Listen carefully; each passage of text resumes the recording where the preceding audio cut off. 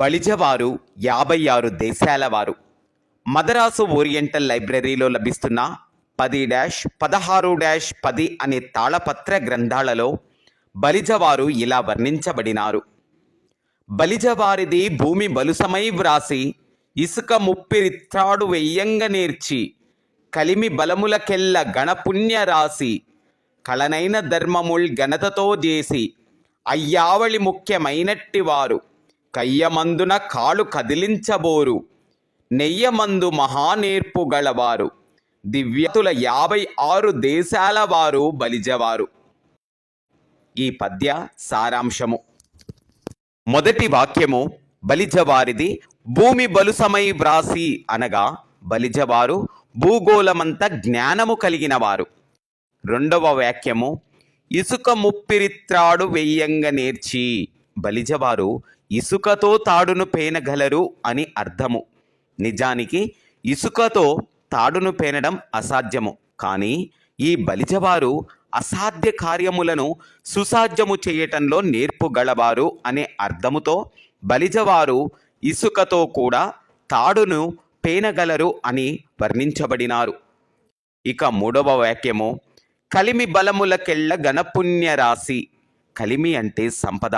బలిజవారు సంపద బలములలో గణమైన వారు.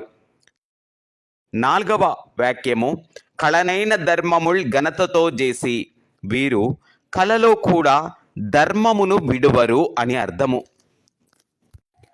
ఐదవ వాక్యము అయ్యావళి ముఖ్యమైనట్టి వారు. అయ్యావళి అంటే నేడు కర్ణాటకలో ఉన్న ఐహోల్ ప్రాంతము. బలిజలు నేటి ఉత్తరప్రదేశ్లోని ప్రాచీన మహానగరమగు అహిచ్ఛాత్రపురం నుండి ఆర్యవర్తకంలో దక్షిణాన కేంద్రమును స్థాపించుకొని మొత్తము దక్షిణాది అంతా విస్తరించినారు. అయ్యావళి పట్టణము ఒకప్పుడు గొప్ప గొప్ప బలిజ వ్యాపారుల వైభవాలతో అష్టైశ్వర్యాలతో తీర్చిదిద్దబడినది. ఇందుచేతనే బలిజవారు అయ్యావళి ముఖ్యమైనవారు అని వర్ణించబడినారు. ఈ విషయమును బలిజవారు తరతరాలుగా గొప్పగా చెప్పుకునేవారు. ఆరవ వాక్యము కయ్యమందు కాలు కదిలించబోరు. గొడవలకు పొట్లాటలకు వీరు దూరముగా ఉంటారు. ఏడవ వాక్యము నెయ్యమందు మహానేర్పు గలవారు. బలిజవారి వృత్తి వ్యాపారము కనుక వీరు వ్యాపారము చేయుటకు ఏ దేశానికి వెళ్ళినా ఏ రాజ్యానికి వెళ్ళినా అక్కడి ప్రజలతో వీరు చాలా సాన్నిహిత్యంగా ఉండేవారు.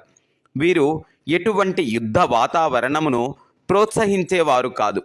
అందరూ స్నేహంతో ఉండాలని కోరుకొని సంధి చేయటం, రాజీ పడటం, మిత్రత్వము స్నేహము కలిగించడంలో నేర్పు కలిగిన వారు అని అర్థము.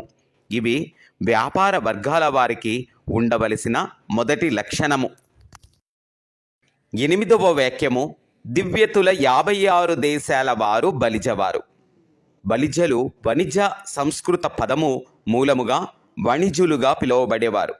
పూర్వము భారతవర్షము 56 దేశాలుగా ఉండేది.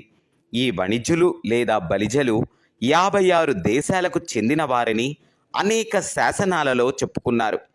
ఆయా దేశాలలో ఉంటూ అపారమైన వ్యాపారము చేసి అనేక పట్టణాలను అష్టైశ్వర్యాలతో తీర్చిదిద్దినారు. ఇందుచేతనే బలిజవారు 56 దేశాల వారు అని చెప్పబడినారు.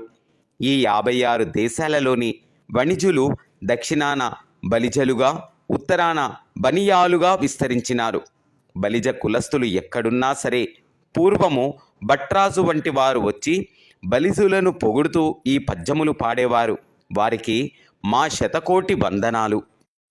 ఇంత గొప్పగా వర్ధిల్లిన బలిజ కులము నేడు ఆంధ్ర రాష్ట్రములో చిత్ర విచిత్రమైన కుల పేర్లతో పోలుస్తూ అలనాటి వీర బలిజ ఉనికిని కోల్పోతున్నారు. ఆంధ్ర రాష్ట్రములో బలిజ పేరును తిరిగి పునరుద్ధరించుకోవాల్సిన అవసరం ఎంతైనా ఉంది.